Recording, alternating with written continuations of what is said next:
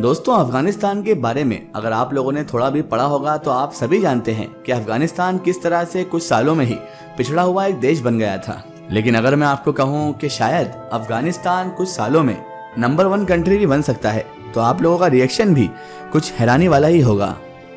लेकिन दोस्तों, जिस हिसाब से अफगानिस्तान तरक्की की राह पर अब चल रहा है उस हिसाब से ये कोई नामुमकिन सी बात नहीं है। अगर मैं आप लोगों से ये सवाल करूं कि भाई बताइए कि परफॉर्मेंस के मामले में इस वक्त हमारी दुनिया की सबसे बेस्ट करेंसी कौन सी है, मतलब इस वक्त हमारी पूरी दुनिया में किस देश की करेंसी सबसे अच्छा परफॉर्म कर रही है, तो यकीनी तौर पर मुझे उम्मीद है आप में से ज्यादातर लोगों का जवाब तो अमेरिकी डॉलर या फिर यूके का पाउंड होगा।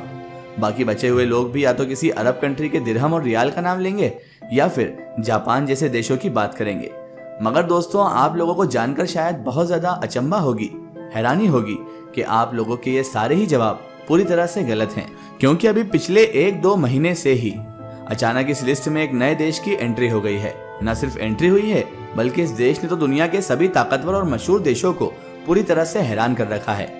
इस देश ने इन सारे ही देशों की करेंसी की परफॉर्मेंस के मामले में उन्हें पीछे छोड़ दिया है और पिछले सिर्फ 1 महीने के अंदर ही बड़ी तेजी के साथ बढ़त बनाते हुए डॉलर, पाउंड और यूरो, दिरहम, दिनार जैसी सारी ही करेंसीज को पीछे छोड़ने वाला है। ये देश कोई और नहीं बल्कि दोस्तों अफगानिस्तान है। जी हाँ दोस्तों, मैं बात कर रहा हूँ अफगानिस्तान की करेंसी की, अफगानी के बारे में। जिस तरह अमेरिका करेंसी को डॉलर और भारत की करेंसी को रुपया कहा जाता है, बिल्कुल उसी तरह से अफगानिस्तान की करेंसी को अफगानी कहा जाता है। दोस्तों, अभी सिर्फ 2 साल पहले ही यानी सन 2021 में जब अफगानिस्तान से अमेरिका की सपोर्ट वाली गवर्नमेंट गिरी और वहां पर तालिबान की वापसी हुई तो अफगानिस्तान की इकोनॉमी की तरह ही वहां की करेंसी भी पूरी तरीके से क्रैश कर गई, मतलब कि बर्बाद हो गई। जनवरी सन 2022 का वक्त आते आते तो अफगानिस्तान की करेंसी का हाल इतना बुरा हो चुका था कि ये $1 के मुकाबले में 103 अफगानी से भी ऊपर पहुंच गई थी। मतलब अमेरिका का सिर्फ $1 ही अफगानिस्तान की जो अफगानी करेंसी है उसके 103.50 के बराबर हुआ करता था। लोगों को भी ये उम्मीद थी कि अफगानिस्तान की ये करेंसी अब हमेशा हमेशा के लिए क्रैश हो चुकी है, ये कभी भी वापसी नहीं करेगी, ये कभी भी अपनी हालत में वापस नहीं आएगी। और ऐसा सोचने के पीछे भी मेन वजह ये थी क्योंकि हम सभी जानते हैं कि जैसे ही तालिबान की वापसी हुई थी वैसे ही अमेरिका और उसके दोस्त देशों की तरफ से उसके ऊपर एक के बाद एक लगातार कई बड़े बड़े सेशन मतलब प्रतिबंध लगा दिए गए थे, जिसकी वजह से उसकी इकोनॉमी पर बुरा असर पड़ा था और फिर इकोनॉमी की वजह से ही उसकी करेंसी भी क्रैश कर गई थी। मगर दोस्तों, फिर धीरे धीरे हालात बदलना शुरू हुए। तालिबान भी अपनी करेंसी को मैनेज करने में कामयाब हो गया। इस करेंसी ने न सिर्फ वापसी की बल्कि इतनी तेजी के साथ बढ़त बनाई कि पूरी दुनिया को हैरान करते हुए परफॉर्मेंस के मामले में दुनिया की सारी अच्छी और बड़ी करेंसीज को भी पीछे छोड़ दिया। आज के वक्त में तो हालात ऐसे हैं कि अफगानिस्तान की जो करेंसी है वो $1 के मुकाबले में 78 या फिर 79 पर खड़ी हुई है। मतलब कि अमेरिका का $1 अफगानिस्तान की जो करेंसी है उसके 78 या फिर 79 रुपए के बराबर है, जबकि जैसा कि मैंने आपको पहले ही बताया ये 103 के करीब पहुंच चुका था। परफॉर्मेंस को छोड़कर अगर सिर्फ नंबर की बात कर ली जाए तो नंबर के मामले में भी इस वक्त अफगानिस्तान की करेंसी भारत से भी आगे खड़ी हुई है। जिस भारत की गिनती इस वक्त इकोनॉमी के मामले में दुनिया के टॉप देशों में होती है, जहां आजकल इंडिया का रुपया $1 के मुकाबले में 83 पर खड़ा हुआ है, तो वहीं अफगानिस्तान का सिर्फ 78-79 पर खड़ा हुआ है। रहा सवाल पाकिस्तान का तो उसकी तो बात ही मत कीजिए, क्योंकि वो तो पिछले कुछ महीनों से ही 250, 300, 350 से नीचे की बात ही नहीं करता है। मगर दोस्तों, अब सवाल यही है कि आखिर ये सब कुछ हुआ कैसे? तालिबान ने अपनी इस करेंसी को इतनी जल्दी, इतना ज्यादा मजबूत, इतना ज्यादा ताकतवर कैसे बना लिया, बावजूद इसके कि उसके ऊपर तो वेस्टर्न कंट्रीज के ढेर सारे सेक्शन लगे हुए थे? तो दोस्तों, इसके पीछे वैसे तो बहुत सारी वजह बताई जाती है, मगर एक्सपर्ट्स की तरफ से जो सबसे मेन वजह बताई जा रही है वो दरअसल कुछ ऐसे कायदे कानून है कि जो वक्त के साथ समझदारी दिखाते हुए तालिबान की तरफ से अपने देश में लाए गए थे और फिर उन्होंने इस करेंसी को बहुत ज्यादा फायदा पहुंचाया। सबसे पहला रूल तो ये था कि उन्होंने पावर में आते ही अपने देश के अंदर US डॉलर और पाकिस्तानी करेंसी को पूरी तरह से बैन कर दिया था। मतलब अफगानी लोग अब ना तो इन दोनों करेंसी को अपने बाजारों में फिजिकली इस्तेमाल कर सकते थे और ना ही इनका ट्रांजैक्शन कर सकते थे। इतना ही नहीं दोस्तों, कुछ वक्त के बाद तालिबान ने एक कदम और आगे बढ़ाया और फिर अपने देश में अपने देश की करेंसी को छोड़कर पूरी दुनिया की सारी करेंसी को इल्लीगल करार दे दिया।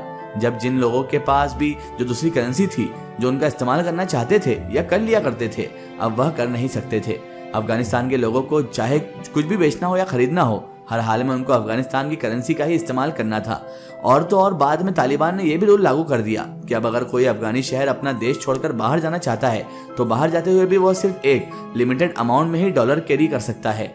अगर आप लोग जमीन के जरिए से अफगानिस्तान के बॉर्डर से बाहर जा रहे हैं तो सिर्फ $500 ही अपने साथ ले जा सकते हैं, और अगर फ्लाइट के जरिए से जा रहे हैं तो $5000, इससे ज्यादा नहीं ले जाने की इजाजत थी।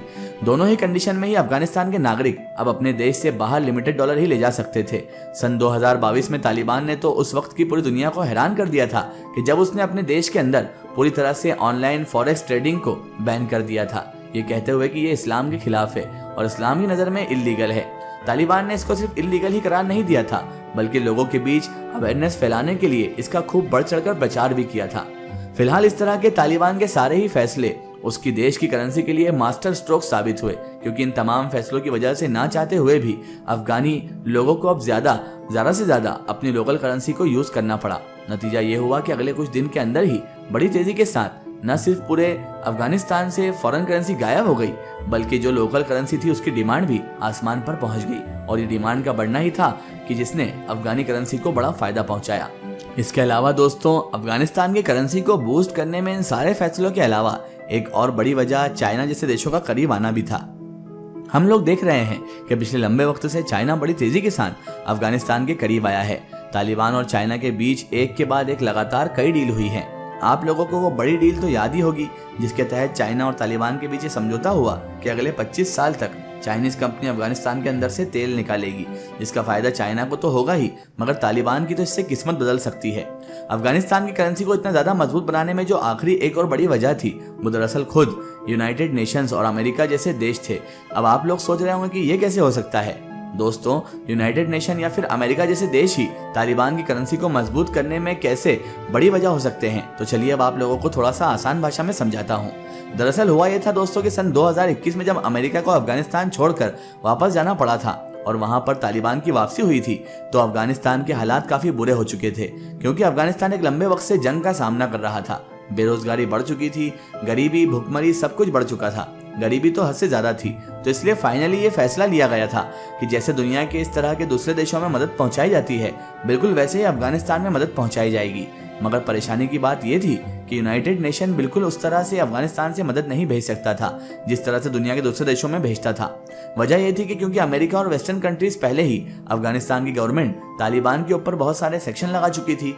तालिबान का न सिर्फ फॉरेन रिजर्व फ्रीज कर दिया गया था, बल्कि उसके ऊपर जो कुछ बड़े प्रतिबंध लगाए गए थे, उनमें से एक प्रतिबंध का ताल्लुक बैन से भी था। मतलब दोस्तों, ये प्रतिबंध लगाया गया था कि दुनिया की कोई भी ऑर्गेनाइजेशन ऐसा कोई ट्रांजेक्शन नहीं करेगी कि जिसमें किसी भी तरीके से अफगानिस्तान का कोई बैंक अकाउंट इन्वॉल्व हो। तो अब इस तरह से अफगानिस्तान चाहते हुए भी दुनिया के किसी भी कोने से पैसों का कोई लेन देन नहीं कर सकता था। अब जाहिर है ये कानून तो उस यूनाइटेड नेशन पर भी लागू होता है कि जो अफगानिस्तान को मदद भेजना चाहता था, तो इसलिए यह मदद तो भेजी गई, मगर बैंक अकाउंट में ट्रांसफर की बजाय डॉलर से भरे हुए प्लेन की मदद से भेजी गई। एक के बाद एक लगातार डॉलर से भरे हुए ये सारे प्लेन अफगानिस्तान की राजधानी काबुल में पहुंचाए गए। वहां पहुंचकर इन सारे डॉलर्स को अफगानिस्तान की जो लोकल करेंसी है, मतलब कि अफगानी, उसमें कन्वर्ट किया जाता था और उसके बाद ही इस सारे पैसे को वहां भी मार्केट में रिलीज किया जाता था।